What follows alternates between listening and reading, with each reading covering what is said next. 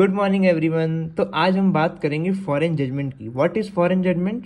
According to section 2 clause 6 of CPC, foreign judgment means any judgment pronounced by the foreign court. ये एक basic definition है। अब हम बात करते हैं कि फॉरेन जजमेंट सीपीसी के अंदर बेसिकली बोलता क्या है।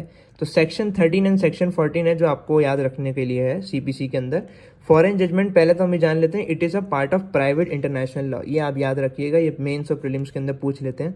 And foreign judgment is a rule of res judicata and shall be conclusive. Means जो फॉरेन कोर्ट ने एक जजमेंट दे दिया और वही आप केस को सब्सिक्वेंट केस ले आए, सेम पार्टीज हैं सेम इशू पे, तो वो इंडियन कोर्ट्स के अंदर रेस जुडिकाटा से बाहर होगा।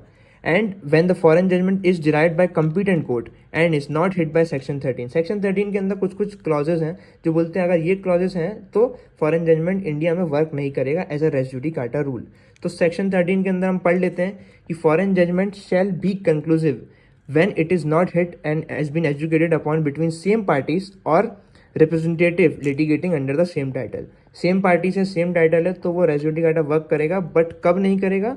कोर्ट जब कंप्यूटेंट जुरिडिक्शन नहीं है कोर्ट का, जब कोर्ट डिसीजन मेरिट्स पे नहीं दे, obtained by fraud, judgment oppose to natural justice. तो ये सब अगर कंडीशंस हैं तो ये पढ़ लीजिएगा आप अच्छे से। अगर ये कंडीशंस हैं तो फिर इंडियन कोर्ट्स पे रेस जुडिकाटा नहीं लग पाएगा, फिर वो फॉरेन जजमेंट कंक्लूसिव नहीं माना जाएगा। अब हम बात करेंगे सेक्शन 14 की। Section 14 says that presumptions to foreign judgment.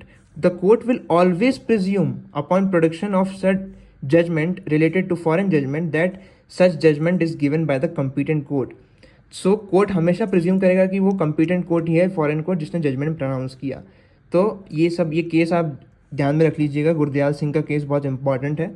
तो यही बात करता है कि सेक्शन 13 और सेक्शन 14 फॉरेन जजमेंट कब कंक्लूसिव होंगे और रेस जुडिकाटा कब वर्क करेंगे। Thank you so much.